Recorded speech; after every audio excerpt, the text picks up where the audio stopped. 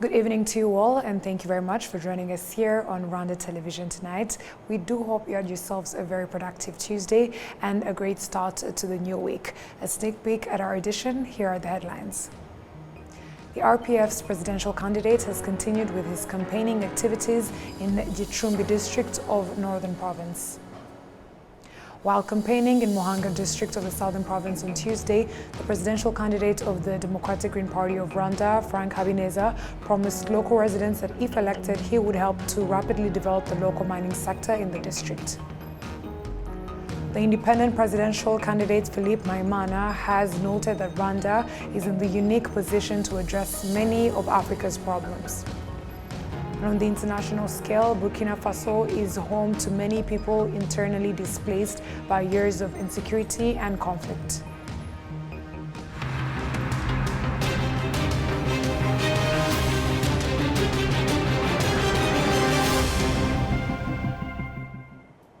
We're very glad to have your company tonight, coming to you straight from the heart of Africa, Kigali. My name is Martina Abera.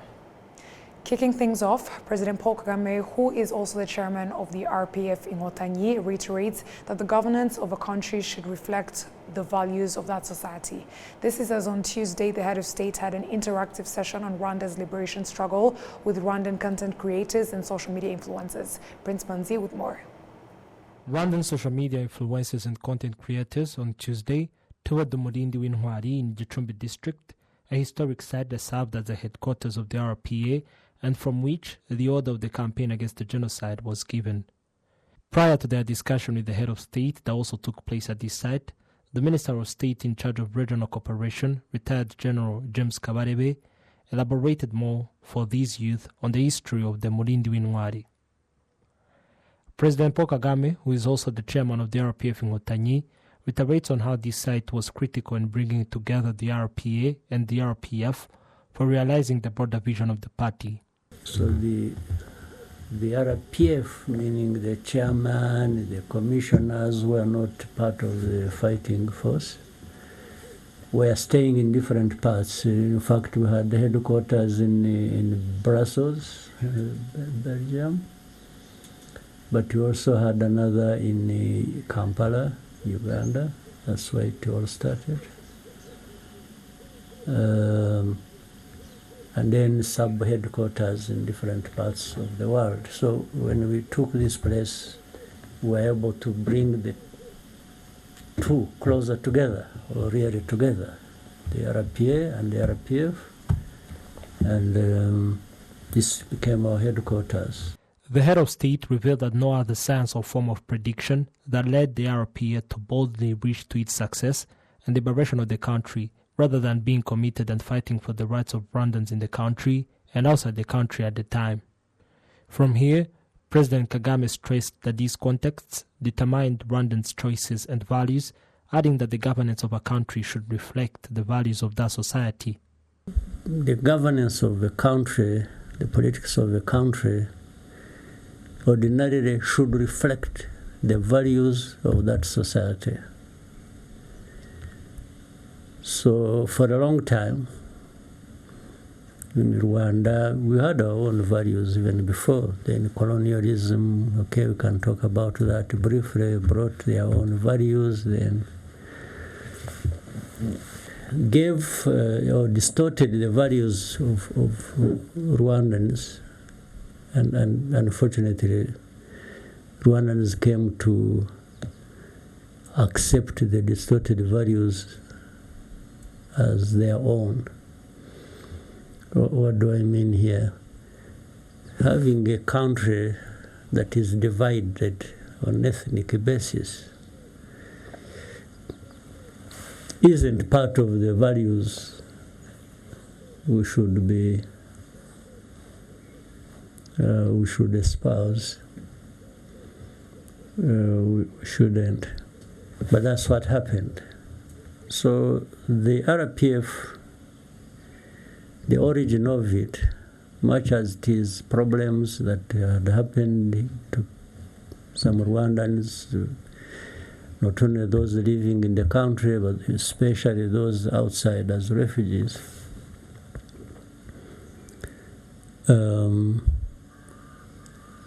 for things to go back to the right order, the politics must be bringing back the unity of the country so that we are no longer ethnic groups, but rather the integration of that into or by national unity.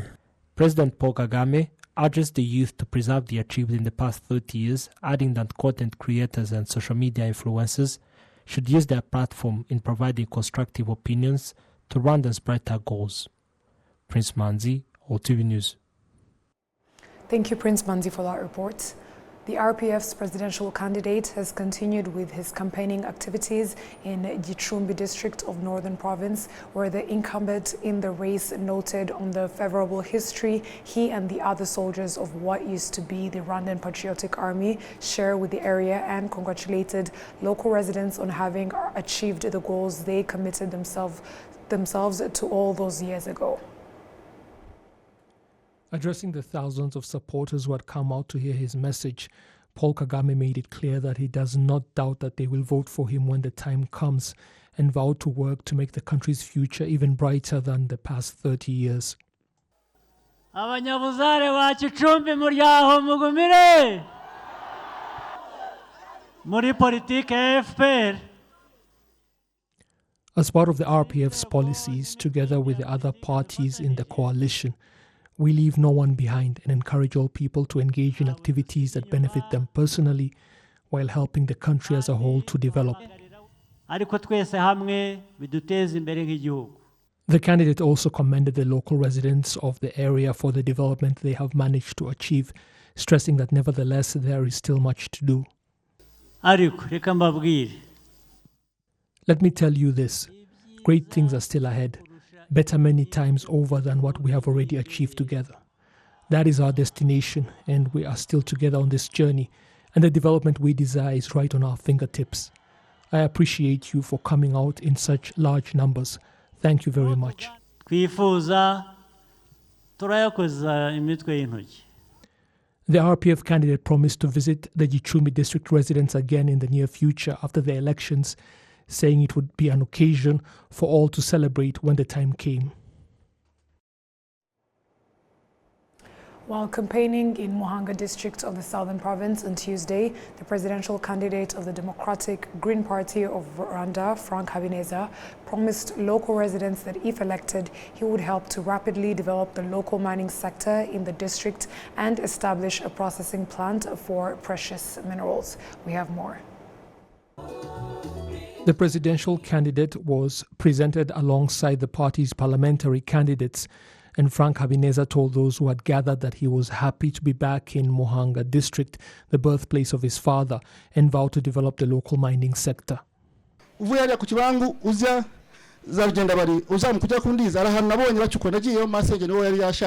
recently saw a coltan mine near here in which more than 5 people lost their lives, which is very sad indeed.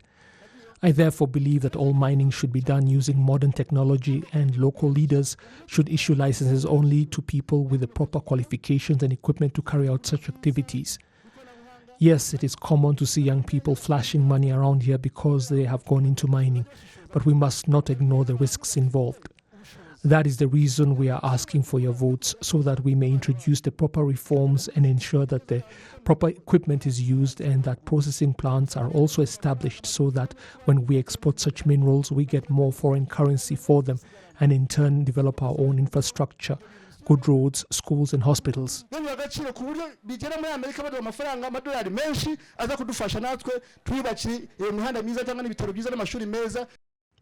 The candidate also stressed past achievements made by the Green Party through advocacy and highlighted the next step forward. After establishing the school feeding program, thanks to our initial idea, many children who had dropped out of school returned. Now our concern is ensuring that the children are actually eating a balanced diet. And as for those parents and guardians who are unable to make their financial contributions for the initiative, we will find a solution for that as well. The Green Party also promised to look into issues to do with compensation for communities that are relocated to make way for major developmental projects. On Wednesday, the Green Party will be campaigning in Gicumbi district of the Northern Province. The independent presidential candidate, Philippe Maimana, has noted that Rwanda is in the unique position to address many of Africa's problems. The candidate made the comments on Tuesday during a press conference. We have more on this report. During the press conference, Philippe Maimana also noted that his campaign activities have been going well compared to his first attempt to become president back in 2017.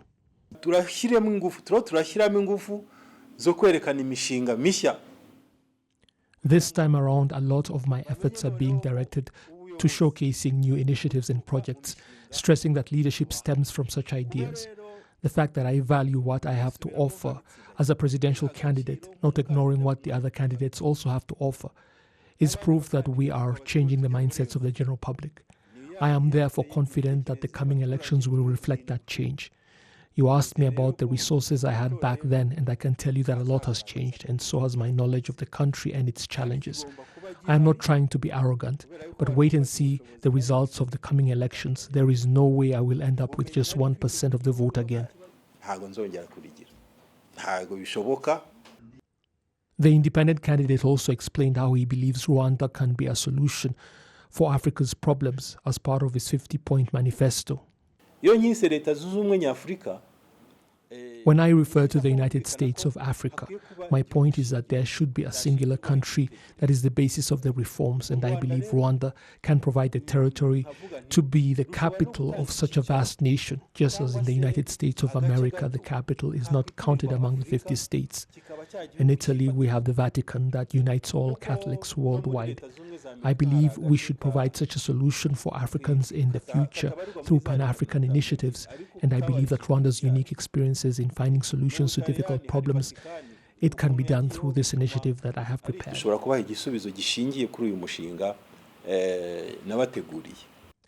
Concerning justice, Philippe Maimana says that if elected, he will take to court countries that have played a role in destabilizing Africa. On Wednesday, he will be campaigning in the districts of Huye and Gisagara in the southern province.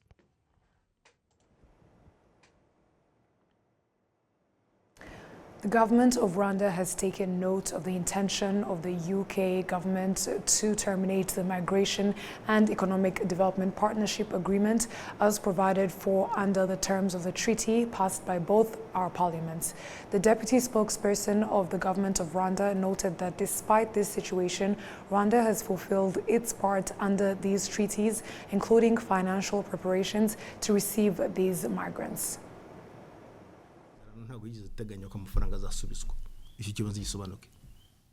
The treaties do not require the return of the money. This must be clear. Secondly, the UK government itself has not complained so far because it's not included in the agreements and it's not a loan we received from them. In fact, we are not in a position to return their money because there is no article in the treaties that Rwanda has failed to comply with. Another thing to note is that UK itself sought a partnership with Rwanda and went through a lengthy process involving the permanently and judicial procedures. You might remember that. Eventually, it became an international treaty, but even so, there are ways to navigate these treaties. Ariko niyo ari amasezerano mpuzamahanga buri gihe hateganywa uburyo wayasohokamo. Ale Mukurarinda noted that Rwanda is still committed to finding a solution to the global migration crisis and the safety of migrants after Britain's new Prime Minister, Keir Starmer, indicated he would scrap a deal his predecessor had with Kigali to transfer asylum seekers. Those closely monitoring the security problem in the eastern DRC have asked that the country's government to denounce and disarm the FDLR terrorist group and for the Nairobi and Rwanda Accords to be respected as an alternative to conflict.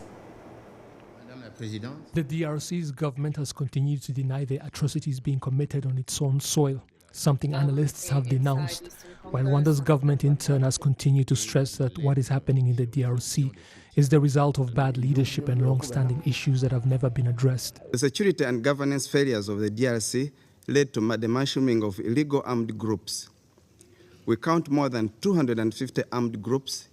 Chief among them is the FDLR, but we count also the Islamic State-linked ADF, various Mai and ethnically charged violent band of thugs, all roaming across Eastern DRC and causing havoc and mayhem.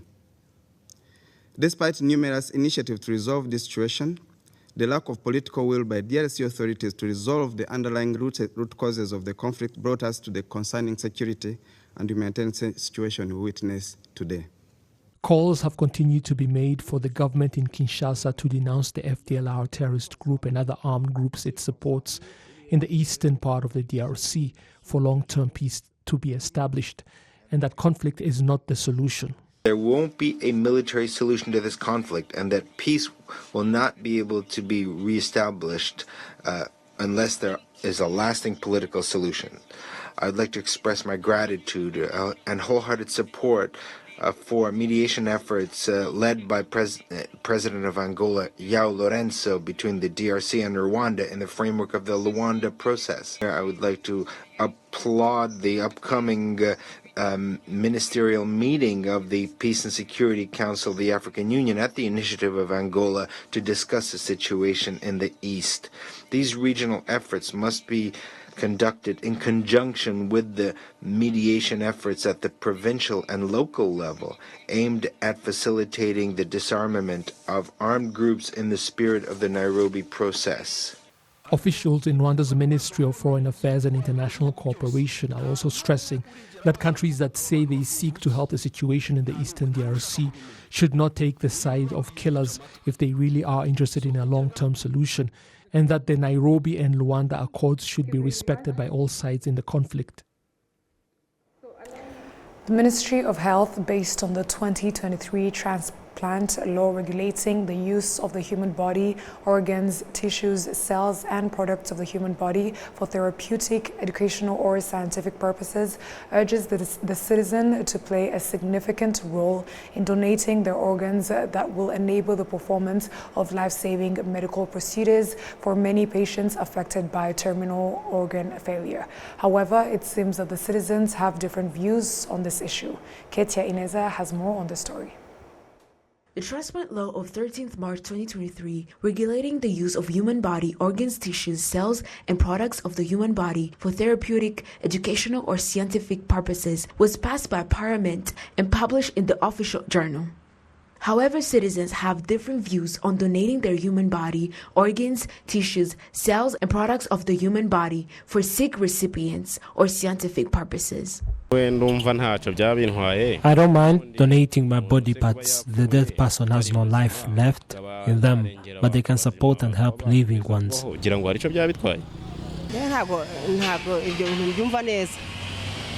I don't understand this, because I cannot allow my parents' or children's body to be used for educational purpose.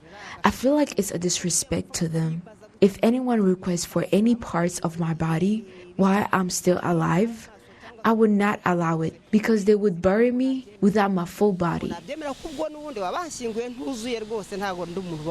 The implementation of transplant surgery services in Rwanda aims in lowering the number of patients who are referred abroad for organ transplants, avoiding travel costs, and reducing medical bills for those seeking treatment abroad. Over the past 8 years, the government of Rwanda has referred close to 70 patients abroad for kidney transplants at a cost of over 800 million Rwandan francs. Julien Mahoro Nyiringabira, Health Communication Division Manager, say that the use of donated organs is always for a good purpose. It would only be donated to the donor under the recipient's consent. The law was passed last year in March 2023. And it's the law regulating the use of human body and body parts for the purposes of research and treatment and education. A number of transplants we can conduct here locally because we have this legal framework available. The importance of having this is really huge, because the government of Rwanda spent more than 800 million to send patients abroad for the kind of transplants that are now being conducted here locally. The law provides for a consent to be signed both by the donor and the receiver, and it's something that we do even not only for the transplants. The Ministry of Health is also eager to strengthen research activities in the country, which is the law on the use of human body, organs, tissues, cells, and products fosters. All these investments are in line with the vision of the government of Rwanda to be a regional medical hub and to attract healthcare investors who may support in developing other specialized healthcare services in the country. Inez Aketia, RTV News.